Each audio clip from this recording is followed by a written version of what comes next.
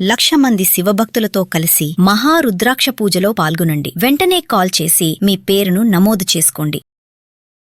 నమస్తే, welcome back to Suman TV. Present మనతో పాటు ఉన్నారు అనలిస్ట్ మందర కృష్ణారెడ్డి గారు.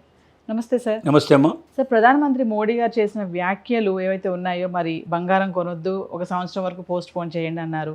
వెంటనే దిగుమతి సుంకాలని పెంచడము, క్రూడ్ ఆయిల్ ధరలు పెరిగిపోవడము, ఇవన్నీ చూసుకుంటే ఇప్పుడు గోల్డ్ మార్కెట్ పైన చాలా ప్రభావమే పడింది.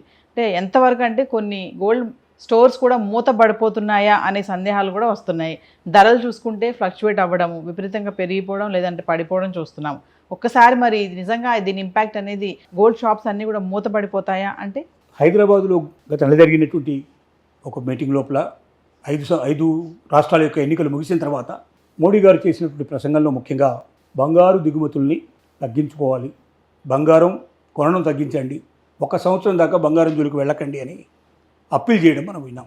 అంత ముందు నుంచే యుద్ధ వాతావరణం ప్రారంభమైన నుంచే గోల్డ్ ఫ్లక్చుయేషన్లోకి వచ్చేసింది, నడుస్తూ ఉంది. ఇప్పుడు చాలామంది దాన్ని పాటించడానికి సిద్ధపడ్డట్టుగా కనబడుతుంది. నెంబర్ 1. నెంబర్ 2 ఏమిటంటే బంగారం రేటు తగ్గడం లేదు, ఫ్లక్చుయేషన్ అక్కడక్కడే ఫ్లక్చుయేషన్ అవుతుంది.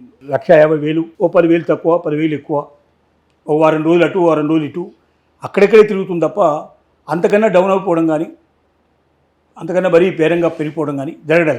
దానికి కారణం ఏంటంటే కొనేవాళ్ళు పూర్తిగా తగ్గిపోతున్నారు. అసలు సామాన్యులు, మధ్యతరగతి వాళ్ళు బంగారం షాపులు అడుగుపెట్టడానికే భయపడుతున్నారు. ఆభరణాలు కొనేవాళ్ళు ఇంకా తగ్గిపోతున్నారు. కొనేవాళ్ళు కొంటున్నారు. ఎవరు కొంటున్నారంటే ఓన్లీ బిస్కెట్లు, కాయిన్స్, తర్వాత అలాగే కడ్డీలు రూపంలో ఉండేటువంటివి, కాయిన్స్ రూపంలో ఉండేవి తీసుకుంటున్నారు తప్ప మిగతా ఏవి కూడా ఆభరణాల రూపంలో తీసుకోవడం లేదు. నెంబర్ 1. నెంబర్ 2 ఏమవుతుంటే డిజిటల్ కరెన్సీ లోపల పెట్టుబడి పెట్టేందుకు సిద్ధపడుతున్నారు తప్ప మాన్యువల్గా పర్చేజ్ చేయడానికి సిద్ధపడలేదు. బంగారు ఆభరణాలు తయారు చేసేటువంటి పరిశ్రమల్లో చిన్నవాడి దగ్గర నుంచి మొదలుపెట్టి హై టెక్నీషియన్స్ దాకా లక్షల మంది భారతదేశంలో పనిచేస్తూ ఉన్నారు. గోల్డ్ మర్చెంట్స్ ఒక పొద్దుటూరులోనే కొన్ని వేల మంది ఉన్నారని చెప్పి మనకు తెలుస్తోంది. హైదరాబాద్ లాంటి నగరంలో ఎన్ని వేల మంది పనిచేస్తున్నారు దాంట్లో మనకు చెప్పడం చాలా కష్టం. ఈ లక్షల మంది పని వాళ్ళకి పని లేకుండా పోతుంది. ఇప్పటికే 30-33% బంగారు ఆభరణాలు తయారు చేసేటువంటి వ్యాపారస్తులు, బంగారు ఆభరణాలు అమ్మేటువంటి గోల్డ్ షాపులు దెబ్బతిన్నాయి. కస్టమర్స్ లేరు, ఆర్డర్స్ లేవు. మరి ఆర్డర్స్ లేనప్పుడు తయారు చేయించుకోవడం ఎట్లా సాధ్యం అవుతుంది? తయారు చేయనప్పుడు వాడికి జీతం ఎట్లా ఇవ్వడం సాధ్యం అవుతుంది? జీతం ఇవ్వకపోతే ఏం చేయాలి వాడు? మళ్ళీ ఇంకేదైనా రోజువారీ ఏదైనా దొరుకుతుందేమో వేరే దాంట్లోకి వెళ్ళాల్సిన పరిస్థితి ఏర్పడింది. ఎందుకంటే ముందు కుటుంబాన్ని పోషించుకోవాలి కదా. చాలా డోలాయమైన పరిస్థితి ఏర్పడింది. దీనికి తోడు భవిష్యత్తు ఎలా ఉంటుందో ఇంకా చెప్పలేని పరిస్థితి. ఎందుకంటే యుద్ధ వాతావరణం ఇప్పటికీ ఏమాత్రం సడలేదు. రోజు రోజుకి భయంకరంగానే తయారవుతుంది తప్ప ఇవాళ అయిపోయింది ఇంకా మనం బయటపడ్డామని చెప్పుకోవడానికి అవకాశం లేని పరిస్థితి ఏర్పడింది. దిగుమతి సుంకాలు పెంచడం, రూపీ వీక్, ఇంకా రకరకాల పన్నులు దానికి తగిలించడం, తద్వారా కూడా డైరెక్ట్గా వచ్చేటువంటి గోల్డ్ తగ్గిపోయింది పూర్తిగా. అంటే విదేశీ మార్గద్రవ్యం ఎక్కువగా దానికి ఖర్చు పెట్టాల్సిన పరిస్థితి ఏర్పడుతుంది. కాబట్టి మరి మనం దిగుమతి చేసుకుంటే మన దగ్గర ఉన్న విదేశీ నిల్వలన్నీ దానికి కడితే రేపు పెట్రోల్ లాంటివి, ఇట్లాంటి వాటికి, డీజిల్ ఇట్లాంటి వాటికి మనం ఖర్చు పెట్టుకోవడానికి మనకు అవకాశం ఉండదనే భయం ఒకటి, రూపాయి విలువ కూడా బాగా తగ్గిపోవడం అనేది భయం ఇంకోటి.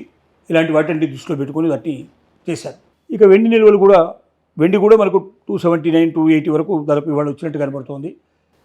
3 లోపలే ఉంటుంది తప్ప 3 పెరగడం లేదు. 2.5 నుంచి 3 మధ్యలో అది ఫ్లక్చువేషన్స్ జరుగుతూ ఉన్నాయి కిలో కాబట్టి, కిలో వెండి. దానికి కారణం మనం అనేకసార్లు చెప్పుకున్నాం. ఎందుకంటే ఎగుమతులు దిగుమతులు ఎప్పుడైతే తగ్గిపోయాయో ఆటోమేటిక్గా పర్చేజ్ చేసేటువంటి మరి కొత్తగా వెహికల్స్ తయారు చేయడం కూడా మ్యానుఫ్యాక్చరింగ్ ఆగిపోయింది కాబట్టి దాన్ని పర్చేజ్ చేయాల్సిన అవసరం లేదు కాబట్టి తగ్గిపోయింది పరిస్థితి. అంటే యుద్ధం పూర్తిగా ముగిసిపోయి, యుద్ధం ముగిసిన తర్వాత కూడా కనీసం ఒక 100 days పడుతుందట మొత్తం సెట్ అయిట్ అవ్వడానికి ఎక్కడికెక్కడ. అప్పటి నుంచి ఏమైనా దీనికి సంబంధించినటువంటివి మళ్ళీ పుంజుకోవడానికి అవకాశాలు ఏమైనా ఉండొచ్చు. కానీ ఇప్పుడున్న రేట్లు, హై రేట్లు కొనడానికి ఎవరు కూడా మధ్యతరగతి వాళ్ళు, కింది తరగతి వాళ్ళు మాత్రం ముందుకు రావడం లేదు. బంగారపు షాపుల్ని మూసేయడం ఎక్కువగా జరుగుతుంది. చిన్న చిన్న షాపులు అయితే ఇప్పటికే చాలా మూసేశారని కూడా వార్తలు వస్తున్నాయి. పని వాళ్ళని తీసేస్తున్నారని వార్తలు వస్తున్నాయి. ఈ లక్షలాది మంది రోడ్డు ఎక్కితే వీళ్ళు పొట్టబోసుకోవడం ఎట్లాగా? వీళ్ళకి ఇప్పటికిప్పుడు కొత్త పని చేయాలంటే చేయడానికి వాళ్ళకి అనుభవం ఉండదు. మట్టి పని లాంటి వాడికి వెళ్ళలేని పరిస్థితి ఏర్పడుతుంది. ఎందుకంటే ఒక సున్నితమైన పని చేసేటువంటి వ్యక్తులు అంత కష్టమైన పనులు చేయాలంటే చేయలేని పరిస్థితి ఏర్పడుతుంది. ఇంతమంది జీవితాలు దీని మీద ముడిపడి ఉన్నాయి. దీని గురించి ప్రభుత్వం చాలా సీరియస్గా ఆలోచించాల్సిన అవసరం ఉందని మన గోల్డ్ సంఘాలు, వర్తక సంఘాలు, దాంతోపాటుగా మేధావులు కూడా ప్రభుత్వానికి అప్పీల్ చేస్తున్నారు.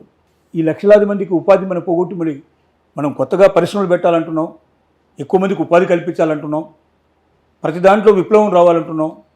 మరి ఉన్నదాన్ని మనం వదులుకొని ఇన్ని లక్షల మంది పనిచేస్తున్న వాళ్ళని రోడ్డు ఎక్కించడం ఎంతవరకు భావ్యం అనే ప్రశ్న ఉదయిస్తోంది. ప్రభుత్వం కూడా దీని గురించి కొంత సీరియస్గా ఆలోచిస్తున్నట్టుగా తెలుస్తోంది. త్వరలోని బహుశా ఏదైనా ప్రభుత్వం నిర్ణయం తీసుకొని దీనికి ఇంకేదైనా ఆల్టర్నేటివ్ ఆలోచిస్తారా, లేక 1 గ్రామ్ లాంటివి విపరీతంగా మార్కెట్లోకి వచ్చేసేసి బంగారం ప్లేస్ని అవి ఆక్రమించుకునే పరిస్థితి ఏర్పడుతుందా? పోనీ అట్లా 1 గ్రామ్ అన్నా బాగా ఎక్కువ డెవలప్ అయితే బంగారం పనిలో ఉండేవాళ్ళు కొంతమంది 1 గ్రామ్ దాంట్లో కూడా వెళ్ళడానికి అవకాశాలు ఏమైనా ఉండే అవకాశాలు ఉంటుంది అనేది ఒక ఆలోచన. ఇవన్నీ కూడా ఇంకా ఆలోచన క్రమంలో ఉన్నవే తప్ప ఆచరణలోకి వచ్చినవి కావు. కానీ ఒక 30 to 35% దాదాపు 1/3 షాప్స్కు మాత్రం దెబ్బ ఉంది.